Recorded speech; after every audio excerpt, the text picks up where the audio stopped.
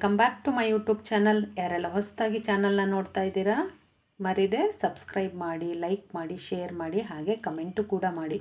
ವಿಡಿಯೋನ ಕೊನೆವರೆಗೂ ನೋಡಿ. ನಿಮಗೇನಾದರೂ ವಿಡಿಯೋನಲ್ಲಿ ಒಳ್ಳೆ ಮಾಹಿತಿ ಇದೆ ಅನ್ನೋದಾದರೆ ಖಂಡಿತ ಒಂದು ಕಮೆಂಟ್ನು ಕೂಡ ಮಾಡಿ. ವಿಡಿಯೋನ ಎಲ್ಲೂ ಕೂಡ ಸ್ಕಿಪ್ ಮಾಡೋಕ್ಕೆ ಹೋಗ್ಬಿಡಿ, ಎಂಡ್ವರೆಗೂ ನೋಡಿ. ನಾನು ಆ್ಯಕ್ಚುಲಿ ಇದು ಲಾಸ್ಟ್ ವೀಕ್ ವಿಡಿಯೋ ಆಗಿರುತ್ತೆ. ಇದು 2 ಡೇಸ್ ವಿಡಿಯೋನ ಅಪ್ಲೋಡ್ ಮಾಡ್ತಿರೋದು. ಊರಿಗೆ ಹೋಗಿದ್ವಿ, ಮೈಸೂರಲ್ಲಿ ಒಂದು ಫಂಕ್ಷನ್ ಇತ್ತು ಅಂತ ಅಂದ್ಬಿಟ್ಟು ನಾವು ಮೈಸೂರಿಗೆ ಹೋಗಿ ಹಾಗೆಯೇ KR ನಗರ ಹೋಗಿ, ತೋಟಕ್ಕೆ ಹೋಗಿ, ಅಲ್ಲಿಂದ ಅಮ್ಮನ ಮನೆಗೆ ಹೋಗಿ ಫುಲ್ಲು ರೌಂಡ್ ಹೊಡ್ಕೊಂಡು ಬಂದಿದ್ದಾಯಿತು. ಕ್ರಿಸ್ಮಸ್ ಹಾಲಿಡೇಸ್ ಬೇರೆ ಇದೆಯಲ್ಲ, ಮಗನಿಗೂ ಕೂಡ ರಜಾ. ಹಾಗಾಗಿ ಮೈಸೂರಲ್ಲಿ ಫಂಕ್ಷನ್ನ ಮುಗಿಸ್ಕೊಂಡು ಹಾಗೆ KR ನಗರಕ್ಕೆ ಹೋದ್ವಿ. ಹೋಗುವಾಗ ಅಲ್ಲಿ ಸಿಟಿಗೆ ಎಂಟ್ರಿ ಆಗ್ತಿರುವಾಗ ತೋಪಮ್ಮನ ದೇವಸ್ಥಾನ ಇದೆ.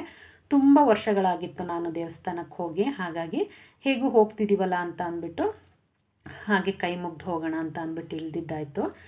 ದೇವಸ್ಥಾನದಲ್ಲಿ ಪುರೋಹಿತರು ಇರಲಿಲ್ಲ, ಆದರೂ ನಾವೇ ಪೂಜೆ ಮಾಡಿಕೊಂಡು ಕೈ ಮುಗ್ದು ಅಲ್ಲಿಂದ ನವಗ್ರಹ ದೇವಸ್ಥಾನ ಇದೆ ಪಕ್ಕದಲ್ಲೇ, ಶಿವ, ಹಾಗೆಯೇ ಬಸವೇಶ್ವರ, ನಾಗಪ್ಪ, ಈಗ ಸಾಕಷ್ಟು ದೇವರುಗಳಿದ್ದಾರೆ ಇಲ್ಲಿ. ಎಲ್ಲರಿಗೂ ಕೂಡ ನಮಸ್ಕಾರ ಮಾಡಿಕೊಂಡು ಒಂದು ಸ್ವಲ್ಪ ಹೊತ್ತು ಅಲ್ಲೇ ಟೈಮ್ನ ಸ್ಪೆಂಡ್ ಮಾಡಿಬಿಟ್ಟು ತೋಟಕ್ಕೆ ಹೋದ್ವಿ. ಅಂದರೆ ಇಲ್ಲಿ ತುಂಬ ವಿಶಾಲವಾಗಿದೆ ದೇವಸ್ಥಾನ. ಹಾಗೆಯೇ ಅಂದರೆ ನಾವೇ ಹೋಗಿ ಅಲ್ಲಿ ಹತ್ತಿರಕ್ಕೆ ಹೋಗಿ ನಮಸ್ಕಾರ ಮಾಡ್ಕೊಳ್ಳೋದಿದೆಯಲ್ಲ, ತುಂಬ ಖುಷಿ ಕೊಡುತ್ತೆ. ಹಾಗಾಗಿ ನನಗೆ ಎಸ್ಪೆಷಲಿ ಊರ ಕಡೆ ದೇವಸ್ಥಾನಗಳು ಅಂದರೆ ಭಾಳನೇ ಖುಷಿ.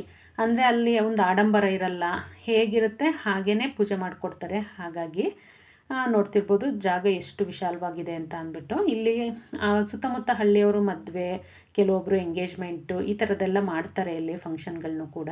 ನೀವು ಯಾವಾಗಲಾದ್ರೂ KR ನಗರಕ್ಕೆ ಬಂದರೆ ಮರಿದೆ ತೋಪಮ್ಮನ ದೇವಸ್ಥಾನಕ್ಕೆ ಬಂದು ಹಾಗೆ ಕೈ ಮುಗ್ದು ಹೋಗಿ. ಅಲ್ಲಿಂದ ನಾವು ನಮ್ಮ ತೋಟಕ್ಕೆ ಹೋಗಿದ್ದು ವೀಡಿಯೋನ ಮಾಡೋಕ್ಕಾಗಲಿಲ್ಲ, ರಾತ್ರಿ ಆಗೋಗಿತ್ತು. ಹಾಗಾಗಿ ಇದು ಮರುದಿನದ ವೀಡಿಯೋ. ಅಮ್ಮನ ಮನೆಗೆ ಹೋದ್ವಲ್ಲ ಅಲ್ಲಿದು. ನಾನು ಸ್ವಲ್ಪ ತಡ ಆಯಿತು ವೀಡಿಯೋ ಮಾಡ್ಕೊಳ್ಳೋದು. ಆ್ಯಕ್ಚುಲಿ ತುಂಬ ಇಬ್ಬನಿ ಬೀಳ್ತಿರುತ್ತೆ, ಮುಖನೇ ಕಾಣಿಸಲ್ಲ, ಒಬ್ರದ್ದೊಬ್ರದ್ದು ಅಷ್ಟು ಬೀಳ್ತಿರುತ್ತೆ. ನಾನು ಒಂದು 9:30 10 ಗಂಟೆಲಿ ಮಾಡಿದೆ, ಹಾಗಾಗಿ ಅಷ್ಟೊಂದು ಕಾಣಿಸ್ತಿಲ್ಲ. ಬೆಳಿಗ್ಗೆನೇ ತಿಂಡಿಗಿನ್ನ ಮುಂಚೆ ಒಂದು ರೌಂಡ್ ವಾಕ್ ಹೋಗ್ಬಿಟ್ಟು ಬರೋಣ ಅಂತ ಅಂದ್ಬಿಟ್ಟು ತೋಟದ ಕಡೆಗೆ ಬಂದೆ. ನೋಡ್ತಿರ್ಬೋದು ಎಲ್ಲ ಕಡೆಯಲ್ಲೂ ಭತ್ತ ಇದೆ. ನಮಗೆ ಬೆಂಗಳೂರು ಬಿಟ್ಟು ಮಂಡ್ಯನೂ ಬಿಟ್ವಿ ಅಂದರೆ ಎಲ್ಲಿ ನೋಡಿದ್ರೂ ಭತ್ತ ಕಾಣಿಸ್ತಿರುತ್ತೆ. ಹಾಗೆ ನನ್ನ ಜೊತೆಯಲ್ಲಿ ವಾಕಿಂಗಿಗೆ ಸೋನು ಕೂಡ ಬಂದಿದ್ದಾಳೆ, ನೋಡ್ತಿರ್ಬೋದು. ನಾವೆಲ್ಲಿ ಬರ್ತೀವಿ ಅಲ್ಲೆಲ್ಲ ಬರ್ತಾಳೆ. ಅಂದರೆ ಒಂಥರ ಎಂಥದ್ದು ಬಾಡಿ ಗಾರ್ಡ್ ಥರ. ಎಲ್ಲಿಗೆ ಹೋಗ್ತೀವಿ ಅಲ್ಲಿಗೆ ನಾವು ಅಲ್ಲೇ ನಿಂತರೆ ಅಲ್ಲೇ ನಿಲ್ಲೋದು, ಮುಂದೆ ಹೋದ್ರಷ್ಟೇ ಮುಂದೆ ಹೋಗೋದು. ಆ ಥರ ಸಾಕು ಪ್ರಾಣಿಗಳಿಗೆ ನಿಯತ್ತು ಜಾಸ್ತಿ ಅಂತಾರಲ್ಲ ಹಾಗೆ. ನೋಡ್ತಿರ್ಬೋದು ಭತ್ತನ ಎಲ್ಲ ಕುಯ್ಲಿಕ್ಕೆ ಬಂದಿದೆ, ಕಟಾವು ಮಾಡಬೇಕು. ಮೇ ಬಿ ಈ ವೀಕಲ್ಲಿ ಅಥವಾ ನೆಕ್ಸ್ಟ್ ವೀಕಲ್ಲಿ ಮಾಡ್ತಾರೆ ಅನಿಸುತ್ತೆ. ಹಾಗೆಯೇ ಅಡಿಕೆ ಒಂದು ಬ್ಯಾಚ್ ಎಲ್ಲ ಕಿತ್ತಿದ್ದಾರೆ, ಮತ್ತೊಂದು ಬ್ಯಾಚ್ ಇದೆ. ಇದನ್ನು ಇನ್ನು ಸ್ವಲ್ಪ ಹಣ್ಣಾಗಲಿ ಅಂತ ಅಂದ್ಬಿಟ್ಟು ಬಿಟ್ಟಿದ್ದಾರೆ, ಬಲೀಲಿ ಅಂತ ಹೇಳಿಬಿಟ್ಟು. ಬಲ್ತ ಮೇಲೆ ಇದನ್ನು ಕೂಡ ಕೀಳ್ತಾರೆ. ಫುಲ್ಲು ನೀಟಾಗಿ ತೋಟ ಎಲ್ಲ ಕ್ಲೀನ್ ಮಾಡಿಸಿದ್ದಾರೆ ನಮ್ಮ ಅಪ್ಪ. ನೋಡ್ತಿರ್ಬೋದು ತೋಟನ. ನನಗಂತೂ ಊರಿಗೆ ಹೋದರೆ ಒಂದು ರೌಂಡ್ ತೋಟಕ್ಕೆ ಹೋಗಿ ಬಂದ್ರೇ ಸಮಾಧಾನ, ಏನೋ ಒಂಥರ ಖುಷಿ. ಅಂದರೆ ಬೆಂಗಳೂರಲ್ಲಿ ಟ್ರಾಫಿಕ್ಕು ಇದರಲ್ಲೆಲ್ಲ ಇದ್ದು ತುಂಬ ಪೀಸ್ಫುಲ್ಲಾಗಿ ಅನಿಸ್ತಿರುತ್ತೆ ಊರಿಗೆ ಹೋದರೆ. ಹಾಗಾಗಿ ಯಾವಾಗ ಹೋದರೂ ಒಂದು ರೌಂಡ್ ನನ್ನ ತೋಟಕ್ಕೆ ಹೋಗದೆ ಅಂತೂ ಬರಲ್ಲ. ಹಾಗೆ ನಮ್ಮ ತೋಟದಲ್ಲಿ ತುಂಬಾ ನವಿಲುಗಳಿದೆ, ನೋಡ್ತಿರ್ಬೋದು. ತೋಟದಲ್ಲೆಲ್ಲ ನವಿಲು ಗರಿಗಳು ಬಿದ್ದಿರುತ್ತೆ, ಬಟ್ ನಾವು ಮನೆಗೇನು ತರಲಿಕ್ಕೆ ಹೋಗಲ್ಲ. ಏಕೆಂದರೆ ಈ ವರ್ಷ ಪೂರ್ತಿ ಸಿಗುತ್ತಲ್ಲ, ಹಾಗಾಗಿ ನಮಗೇನು ಆ ಥರ ಕ್ರೇಜ್ ಇಲ್ಲ. ಹಾಗಾಗಿ ತಂದು ಇಟ್ಕೊಳ್ಳಲ್ಲ. ತೋಟದಲ್ಲೇ ಬಿದ್ದಿರುತ್ತೆ, ಉಳುವಾಗೆಲ್ಲ ಮುರಿಯುತ್ತೆ. ಮತ್ತು ಹಾಗೆಯೇ ನೀರೆಲ್ಲ ಹಾಯಿಸ್ತಾರಲ್ಲ, ಅದ್ರ ಜೊತೆ ಕರ್ಗೋಗುತ್ತೆ. ನೋಡ್ತಿರ್ಬೋದು. ಅಂದರೆ ಏನೋ ಒಂಥರ ಖುಷಿ ಊರಿಗೆ ಹೋಗಿ ಆ ತೋಟದ ಮಧ್ಯದಲ್ಲಿ ಆ ಫ್ರೆಶ್ ಏರು, ಒಂದು ಎಳೆ ಬಿಸಿಲು, ಇದ್ರ ಮಧ್ಯದಲ್ಲಿ ತುಂಬ ಅಂದರೆ ತುಂಬ ಖುಷಿ ಅನಿಸುತ್ತೆ. ಹಾಗೆಯೇ ನೀರು ಕೂಡ ಅಲ್ಲೇ ತೋಟಕ್ಕೆಲ್ಲ ನೀರು ಅಂದರೆ ಈಸಿಯಾಗಿ ಸಿಗುತ್ತೆ ಅವರಿಗೆ. ಬೋರ್ವೆಲ್ಲು ಇದೆ, ಅದ್ರ ಜೊತೆಗೆ ಹಾರಂಗಿ ನೀರು ಕೂಡ ಇದೆ. ನಾವು ಅಂದರೆ ಒಂದು SLC PUC ಎಲ್ಲ ಇರುವಾಗ ಈ ನೀರಲ್ಲೆಲ್ಲ ಸ್ವಿಮ್ ಎಲ್ಲ ಮಾಡ್ತಿದ್ವಿ. ಊರಿಗೆ ಹೋದರೆ ಅದೆಲ್ಲ ಒಂಥರ ಸ್ವೀಟ್ ಮೆಮೊರೀಸು. ಅಂದರೆ ಇನ್ನು ಕಸಿನ್ಸ್ ಎಲ್ಲ ಬಂದಾಗ ಹೋದ್ರಂತೂ ತುಂಬ ಚೆನ್ನಾಗಿ ಅನಿಸುತ್ತೆ. ಇವಾಗ ಕ್ರಿಸ್ಮಸ್ ಹಾಲಿಡೇಸು ಕೆಲವೊಬ್ರಿಗಿರುತ್ತೆ, ಕೆಲವೊಬ್ರಿಗಿರಲ್ಲ. ಹಾಗಾಗಿ ವ್ಯತ್ಯಾಸ ಆಗುತ್ತೆ. ಕಸಿನ್ಸ್ ಎಲ್ಲರೂ ಒಟ್ಟಿಗೆ ಸಿಗಲ್ಲ ಈ ಟೈಮಲ್ಲಿ. ಹೀಗೆ ವಾಕಿಂಗ್ ಎಲ್ಲ ಮುಗಿಸ್ಕೊಂಡು ಮನೆಗೆ ಹೋಗ್ತಾಯಿದ್ದೆ.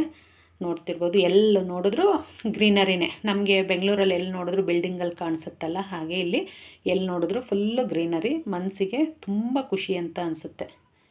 ನೋಡಿ ಸೋನು ಕೂಡ ಮುಂದೆ ಹೋದಂಗೆ ನಾವು ಅದ್ರ ಹಿಂದೆ ಹೋಗೋದು. ನಾನು ಏನಾರು ಅಲ್ಲಿ ನಿಂತೆ ಅಂದರೆ ಮತ್ತೆ ಅವರು ಸೋನು ಕೂಡ ಅಲ್ಲೇ ನಿಲ್ತಾಳೆ. ಮನೆಗೆ ಹೋಗಿ ತಿಂಡಿ ಎಲ್ಲ ತಿಂದು ಸಂಜೆವರೆಗಿದ್ದು, ಸಂಜೆ ಹಾಗೆ ನಾವು ಮತ್ತೆ ಬ್ಯಾಂಗ್ಳೂರಿಗೆ ಹೊರಟ್ವಿ ಅದೇ ದಿನ. ನೋಡ್ತೀವಿ ಹಸುಗಳು, ಎಲ್ಲ ಥರ ಕುರಿ ಕೋಳಿ ಪ್ರತಿಯೊಂದು ಪ್ರಾಣಿಗಳು ಸಿಗುತ್ತೆ. ಹಾಗೆಯೇ ಮನಸ್ಸಿಗೂ ಕೂಡ ತುಂಬ ಖುಷಿ ಅನಿಸುತ್ತೆ. ಸಂಜೆ ಹೊರಟ್ವಲ್ಲ, ನಮ್ಮ ಹಸ್ಬೆಂಡ್ ಮನೇಲಿ ಅಡಿಕೆ ತುಂಬ ಏನು ಫಸಲು ಬಂದಿಲ್ಲ, ಒಂದು 20 kg ಅಷ್ಟು ಸಿಕ್ಕಿತ್ತು. ಹಾಗಾಗಿ ಅದನ್ನು ಕೊಟ್ಟು ಹೋಗೋಣ ಅಂತ ಅಂದ್ಬಿಟ್ಟು ನಮ್ಮ ಊರ ಪಕ್ಕನೇ ಇದ್ದಾರೆ, ತಗೊಳ್ತಾರೆ. ಅಮ್ಮನ ಮನೆದೆಲ್ಲ ಆದರೆ ತೋಟನೇ ಲೀಸ್ಗೆ ಹಾಕಿಸ್ಕೊಂಡ್ಬಿಡ್ತಾರೆ. ಇಲ್ಲಿ ಸ್ವಲ್ಪ ಇತ್ತಲ್ಲ, ಹಾಗಾಗಿ ತೂಕ ಹಾಕಿಸ್ಬಿಟ್ಟು ಹೋಗೋಣ ಅಂದ್ಬಿಟ್ಟು ಹಾಗೆ ಬಂದ್ವಿ. ನೋಡ್ತಿರ್ಬೋದು ಎಷ್ಟು ಕಲರ್ಫುಲ್ಲಾಗಿದೆ ಅಡಿಕೆಗಳು ಅಂತ ಹೇಳಿ. ಅಂದರೆ ಸ್ವಲ್ಪ ನೋಡಿ, ಬೇರೆ ಬೇರೆ ಕಲ್ಲರೇ ಇದೆ ಎಲ್ಲವೂ. ಅದು ಅಡಿಕೆನೇ ನೋಡಿ, ಅದಿನ್ನೂ ಬೇಯಿಸಿಲ್ಲ, ಕಲ್ಲರ್ ಆಗಿಲ್ಲ. ಇದೆಲ್ಲ ಬೇಯಿಸಿ ಕಲ್ಲರ್ನ ಹಾಕಿರ್ತಕ್ಕಂಥದ್ದು ನೋಡ್ತಿರ್ಬೋದು. ಕಲ್ಲರು ಅಂತ ಅಂದರೆ ಅದ್ರದ್ದು ನ್ಯಾಚುರಲ್ ಕಲ್ಲರ್ನೇ ಹಾಕ್ತಾರೆ. ಆ ಥರ ಎಲೆ, ಅಡಿಕೆ, ಸುಣ್ಣ ಇದನ್ನೆಲ್ಲ ಜಜ್ಜಿಬಿಟ್ಟು ಏನು ಬೇಯ್ತಿರುತ್ತೆ ಅಡಿಕೆ, ಅದಕ್ಕೆ ಹಾಕ್ಬಿಟ್ಟು ಬೇಯಿಸ್ತಾರೆ. ಆ ಥರ ಮಾಡಿದಾಗ ನಿಮಗೆ ಅಡಿಕೆ ಕಲ್ಲರ್ ಚೇಂಜ್ ಆಗುತ್ತೆ. ಇದು ನೋಡಿ, ಫುಲ್ಲು ರಾಶಿ, ಅಡಿಕೆದು ರಾಶಿ. ಇದನ್ನು ಅವರು ಮೆಷಿನಲ್ಲಿ ಸುಲಿದು ಹಾಕಿರ್ತಕ್ಕಂಥದ್ದು. ಇದು ಮುಂಚೆ ಎಲ್ಲ ಕೈಯಲ್ಲೇ ಸುಲಿತಿದ್ರು, ಈಗ ಇದಕ್ಕೆಲ್ಲ ಮೆಷಿನ್ ಬಂದಿದೆ. ಮೆಷಿನಲ್ಲಿ ಸುಲಿದು ಎಲ್ಲನೂ ಒಂದು ಕಡೆ ರಾಶಿ ಇಟ್ಕೊಂಡಿದ್ದಾರೆ. ನನಗೆ ತುಂಬ ಅಂದರೆ ತುಂಬ ಖುಷಿ ಅನ್ನಿಸ್ತಾಯಿತ್ತು. ಯಾವುದಾದ್ರೂ ಈ ಥರ ಒಟ್ಟಿಗೆ ಭತ್ತದ ಕಣದಲ್ಲಿ ಭತ್ತ ನೋಡೋದು, ರಾಗಿ, ಈ ಥರ ಫಸಲುಗಳನ್ನ ಯಾವುದೇ ಆದ್ರೂ ಒಟ್ಟಿಗೆ ರಾಶಿಗಟ್ಟಲೆ ನೋಡಿದಾಗ ಒಂಥರ ಖುಷಿ ಅನಿಸುತ್ತೆ. ಇದು ನೋಡ್ತಿರ್ಬೋದು, ಮೆಷಿನ್ನು ಅಡಿಕೆನ ಸುಲಿತಾರಲ್ಲ ಆ ಮೆಷಿನ್ನು. ಇದು ಅಡಿಕೆ ಬೇಯಿಸ್ತಿರೋದು ನೋಡಿ. ಇಲ್ಲಿ ಆಲ್ಮೋಸ್ಟ್ ಇದು ಹೇಗೆ ಅಂದರೆ ಅಂಡೆ ಒಲೆ ಬರುತ್ತೆ ನೋಡಿ, ಸೇಮ್ ಹಾಗೆಯೇ ನೋಡಿ. ಅಡಿಕೆನ ಹಾಕಿ ಅದು ಒಂದು 2-3 ಕುದಿ ಬಂದ ಮೇಲೆ ಪಕ್ಕಕ್ಕೆ ಇನ್ನೊಂದು ಇದೆಯಲ್ಲ, ಅದಕ್ಕೆ ಟ್ರಾನ್ಸ್ಫರ್ ಮಾಡ್ತಾರೆ ನೋಡಿ. ಸೇಮ್ ಹೀಗೆ ಅಲ್ಲ, ಅಂಡೆ ಒಲೆನೋ ನಾವು ನೀರು ತೆಗೆದು ಸ್ನಾನ ಮಾಡ್ಕೊತೀವಿ, ಇವರು ನೀರು ತೆಗಿಯಲ್ಲ ಅಷ್ಟೇ. ಅದಕ್ಕೆ ಅಡಿಕೆ ಹಾಕಿ ಅಲ್ಲೇ ಬೇಯ್ಲಿಕ್ಕೆ ಬಿಟ್ಬಿಡ್ತಾರೆ. ಪಕ್ಕದಕ್ಕೆ ಅದು ಬೆಂದಾದ್ಮೇಲೆ ತೆಗೆದು ಇದಕ್ಕೆ ಹಾಕ್ತಾರೆ. ಅದು ಸ್ವಲ್ಪ ಕಹಿನೂ ಕಡಿಮೆ ಆಗುತ್ತೆ. ಇದಕ್ಕೆ ಕಲ್ಲರ್ ಹಾಕ್ತಾರೆ. ಇಲ್ಲಿ ಕಲ್ಲರು ಅಂದರೆ ಅದು ಎಲೆ, ಅಡಿಕೆ ಆ ಥರದ್ದೆಲ್ಲ ಹಾಕಿ ಮಾಡ್ತಾರೆ ಅಂತ. ಅಮ್ಮ ಮಾಡೋದು ಹಾಗೆಯೇ, ಆ ಥರನೇ ಮಾಡ್ತಾರೆ. ಬೇರೆ ಮಾಡ್ತಾರೋ ಗೊತ್ತಿಲ್ಲ, ನಾನು ಹಾಗೆ ಅಂತಲೇ ಅಂದ್ಕೊಂಡಿದ್ದೀನಿ. ಅದೆಲ್ಲ ಮುಗಿಸ್ಕೊಂಡು ನಾನು ಬೆಂಗಳೂರಿಗೆ ಬಂದಿದ್ದಾಯಿತು. ಬೆಣ್ಣೆ ತೊಗೊಂಡು ಬಂದಿದ್ದೆ ಊರಿಂದ. ಸರಿ, ಸ್ವಲ್ಪ ಅದು ಬೆಣ್ಣೆನ ತುಪ್ಪ ಕಾಯಿಸ್ಕೊಳ್ಳೋಣ ಅಂತ ಅಂದ್ಬಿಟ್ಟು ಕಾಯಿಸ್ತಿದ್ದೆ. ನನಗೆ ಎಮ್ಮೆ ಬೆಣ್ಣೆ ಸಿಕ್ಕಿತ್ತು ಊರಲ್ಲಿ. ಯಾವ್ದು ಸಿಗುತ್ತೆ ಅದನ್ನು ತೊಗೊಂಬರ್ತೀನಿ. ಎಮ್ಮೆ ಬೆಣ್ಣೆ, ಹಸು ಬೆಣ್ಣೆ ಅಂತ ಏನಿಲ್ಲ, ಅಂದರೆ ನಮ್ಗೆ ಪ್ಯೂರಾಗಿ ಸಿಗುತ್ತಲ್ವ ಊರ ಕಡೆ. ಹಾಗಾಗಿ ಅದು ಇದು ಅಂತೇನು ಡಿಫ್ರೆನ್ಸ್ ಇಲ್ಲ ನೋಡಿ. ಇದು ಬಂದಿದೆ ತುಪ್ಪ. ನಾನು ಒಂದು ಸೇರಷ್ಟು ಮನೆಗೆ ಬೆಣ್ಣೆನ ಇಟ್ಕೊಂಡು ಉಳಿದಿದ್ದೆಲ್ಲ ಕಾಯಿಸ್ಬಿಡ್ತೀನಿ. ಖಾಲಿ ಆದಂಗೆ ಹಸ್ಬೆಂಡ್ ಹೋಗ್ತಿರ್ತಾರೆ, ಅಲ್ಲಿ ತರ್ತಾರೆ. ಅಮ್ಮನ ಮನೆ ಆದರೆ ಹಸು ಇದೆ, ಹಸು ಬೆಣ್ಣೆ ಕೊಡ್ತಾರೆ. ಈಗ ಸ್ವಲ್ಪ ಅಲ್ಲೂ ಕರಾವೆಲ್ಲ ಕಡಿಮೆ ಆಗಿರೋದ್ರಿಂದ ಎಮ್ಮೆ ಬೆಣ್ಣೆನೇ ತೊಗೊಂಡು ಬಂದು ಕಾಯಿಸ್ಬಿಟ್ಟು ಇಟ್ಕೊಂಡಿದ್ದು ನಾನು. ಇದಕ್ಕೆ ಸ್ವಲ್ಪ ಮೆಂತೆ ಮತ್ತು ಜೀರಿಗೆ ಎರಡನ್ನೂ ಹುರಿದು ಪುಡಿ ಮಾಡಿ ಹಾಕಿ ಕಾಯಿಸ್ಕೊಂಡಿರ್ತಕ್ಕಂಥದ್ದು. ಆದರೆ ಟೇಸ್ಟ್ ವೈಸು ಚೇಂಜ್ ಇರುತ್ತೆ. ಎಮ್ಮೆ ಬೆಣ್ಣೆನೇ ಬೇರೆ ಇರುತ್ತೆ, ಹಸು ಬೆಣ್ಣೆ ಬೇರೆ ಇರುತ್ತೆ. ಅದ್ರ ಜೊತೆಗೆ ಪ್ಯಾಕೆಟ್ ತೊಗೋತೀನಲ್ಲ ಹಾಲು, ಅದರಲ್ಲೂ ಕೂಡ ಸ್ವಲ್ಪ ಮಾಡ್ಕೊತೀನಿ ಬೆಣ್ಣೆ ತುಪ್ಪನ. ಆದ್ರೂ ಅಂದರೆ ದೋಸೆ, ಕೆಲವೊಂದು ರೆಸಿಪಿಗಳಿಗೆಲ್ಲ ಬೇಕಾಗುತ್ತಲ್ಲ, ಸ್ವೀಟ್ಸ್ ಎಲ್ಲ ಮಾಡುವಾಗ ಸ್ವಲ್ಪ ಜಾಸ್ತಿ ಇದ್ದರೆ ಚೆನ್ನಾಗಿರುತ್ತೆ ಅನ್ನೋ ಕಾರಣಕ್ಕೆ ನಾನು ತರಿಸ್ಕೊತೀನಿ ಊರಿಂದ. ನೋಡಿ, ಇಷ್ಟಾಗಿದೆ ತುಪ್ಪ. ಆಲ್ಮೋಸ್ಟ್ 4 ಸೇರು ಬೆಣ್ಣೆದು ಇಷ್ಟು ತುಪ್ಪ ಬಂದಿದೆ. ನನಗೆ ಆಲ್ಮೋಸ್ಟ್ ಒಂದು 3-4 ತಿಂಗಳಂತೂ ಬರುತ್ತೆ. ಅದಾದಮೇಲೆ ಮನೆ ಹತ್ರನೇ ಸೇವಂತಿಗೆ ಹೂನ ಮಾರ್ಕೊಂಡು ಬಂದಿದ್ರು ಅಂದ್ಬಿಟ್ಟು, ನನಗೆ ಗುರುವಾರ ಪೂಜೆಗೆ ಬೇಕಲ್ಲ, ಹಾಗಾಗಿ 1 kg 40-50 ರೂಪಾಯಿ ಇರುತ್ತೆ ಅಷ್ಟೇ ಬಿಡಿ ಹೂವು. ಇದನ್ನು ಕಟ್ಕೊಂಡ್ವಿ ಅಂದರೆ ನನಗೊಂದು 2 ಮಾರ್ಕ್ ಕಟ್ಟಿರೋ ಹೂವೂ ಆಗುತ್ತೆ. ಆಲ್ಮೋಸ್ಟ್ ಒಂದು ಅರ್ಧ kg ಹೂವನ್ನು ಕೂಡ ನೋಡಿ ಎತ್ತಿಟ್ಕೊಂಡಿದ್ದೀನಿ. 1 ವಾರದ ತನಕನೂ ನನಗೇನು ಪೂಜೆಗೆ ಹೂವು ತೊಂದರೆ ಆಗೋಲ್ಲ. ಮನೇಲೂ ಸ್ವಲ್ಪ ಸಿಗುತ್ತೆಲ್ಲ ಪಾಟಲ್ಲಿ, ಹಾಗಾಗಿ ಕಟ್ಟಿ ಫ್ರಿಜ್ಜಲ್ಲಿ ಇಟ್ಕೊಂಡೆ ಅಂದರೆ 1 ವಾರದ ತನಕನೂ ನನಗೆ ಪೂಜೆಗೆ ಈಸಿಯಾಗಿ ಹೂವು ಸಿಗುತ್ತೆ. ಎಸ್ಪೆಷಲಿ ನನಗೆ ಹೂವು ಕಟ್ಬಿಟ್ಟು ಉಪಯೋಗಿಸೋದು ಭಾಳ ಖುಷಿ ಕೊಡುತ್ತೆ. ಹಾಗೆಯೇ ಹೊಸ ಹೊಸ ರಂಗೋಲಿ ಹಾಕೋದು, ಹೂವು ಕಟ್ಟೋದು, ಇದೆಲ್ಲ ಭಾಳ ಖುಷಿ ನನಗೆ. ಹೂವು ಎಲ್ಲ ಎತ್ತಿಟ್ಟಾದಮೇಲೆ ರಾತ್ರಿ ಇದಕ್ಕೆ ಚಪಾತಿ ಜೊತೆಗೆ ಸೋಯಾದೊಂದು ರೆಸಿಪಿನ ಮಾಡ್ಕೊತಾ ಇದ್ದೆ, ಅಂದರೆ ಗ್ರೇವಿನ. ಇದು ನೀವು ಈವ್ನಿಂಗ್ ಸ್ನ್ಯಾಕ್ಸಿಗೆ ಹಾಗೇನೂ ತಿನ್ಬೋದು, ಚಪಾತಿ ಜೊತೆಗೆ ಚೆನ್ನಾಗಿರುತ್ತೆ.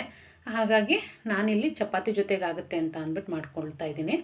ಮೊದಲಿಗೆ ಒಂದು ಪಾತ್ರೆನ ಇಟ್ಟು ಅದಕ್ಕೆ ಸ್ವಲ್ಪ ನೀರನ್ನ ಹಾಕಿ, ಉಪ್ಪು ಹಾಗೆಯೇ ಒಂದು ಅರ್ಧ ಸ್ಪೂನಷ್ಟು ಸಕ್ಕರೆನ ಹಾಕಿ, ಶುಂಠಿ ಬೆಳ್ಳುಳ್ಳಿ ಪೇಸ್ಟ್ನ ಹಾಕ್ಕೊಳ್ತಾ ಇದ್ದೀನಿ. ಇದನ್ನು ನೀಟಾಗಿ ಒಂದು ಕುದಿ ಬಂದಮೇಲೆ ಇದಕ್ಕೆ ಸೋಯಾ ಏನು ಇಟ್ಕೊಂಡಿದ್ವಿ ಅದನ್ನು ಸೇರಿಸ್ಕೊಳ್ತಾ ಇದ್ದೀನಿ.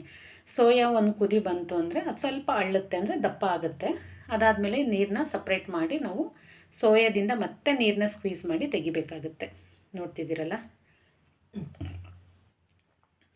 ನೋಡಿ, ಇದು ಆಗಿದೆ ಸೋಯಾ. ಇದನ್ನು ನಾನಿವಾಗ ಒಂದು ಬೇರೆ ಪಾತ್ರೆಗೆ ನೀರನ್ನ ತೆಗೆದು ಸೋಯಾನ ಎತ್ತಿಟ್ಕೊಳ್ತೀನಿ. ತಣ್ಣಗಾಗಬೇಕದು. ಹಾಗಾಗಿ ತುಂಬ ರುಚಿಯಾಗಿರುತ್ತೆ, ಮಾಡೋದು ತುಂಬ ಸುಲಭ. ಒಂದು ಸಲ ಮಾಡಿ ಮಕ್ಕಳಿಗೆಲ್ಲ ತುಂಬ ಅಂದರೆ ತುಂಬ ಇಷ್ಟ ಆಗುತ್ತೆ. ಮಕ್ಕಳಿಗೇನು ದೊಡ್ಡವರಿಗೂ ಇಷ್ಟ ಆಗುತ್ತೆ. ಈ ಹೊರಗಡೆ ಗೋಬಿ ಎಲ್ಲ ತಿಂತಿರಲ್ಲ, ಅದಕ್ಕಿಂತ ಇದು ತುಂಬ ರುಚಿಯಾಗಿರುತ್ತೆ.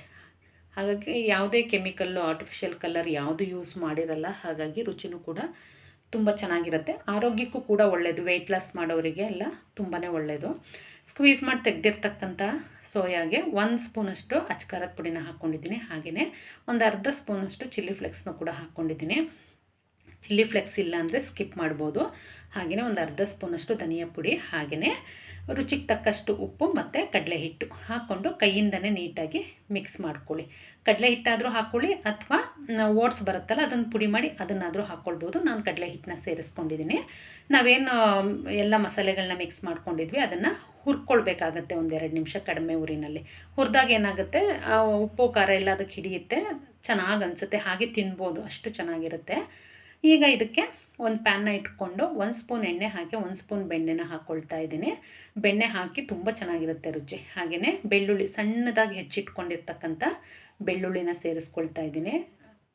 ಬೆಳ್ಳುಳ್ಳಿ ಒಂದು ಅರ್ಧ ಫ್ರೈ ಆದಮೇಲೆ ಅದಕ್ಕೆ ಹಸಿಮೆಣಸಿನ್ಕಾಯಿನೂ ಕೂಡ ನಾನಿಲ್ಲಿ ಸಣ್ಣದಾಗಿ ಹೆಚ್ಚಿಬಿಟ್ಟು ಹಾಕ್ಕೊಳ್ತಾ ಇದ್ದೀನಿ. ನೀವು ಖಾರ ಈಗಾಗಲೇ ಹಾಕ್ಕೊಂಡಿರೋದ್ರಿಂದ ನೋಡಿಕೊಂಡು ಹಸಿಮೆಣಸಿನ್ಕಾಯಿನ ಉಪಯೋಗಿಸ್ಕೊಳ್ಳಿ.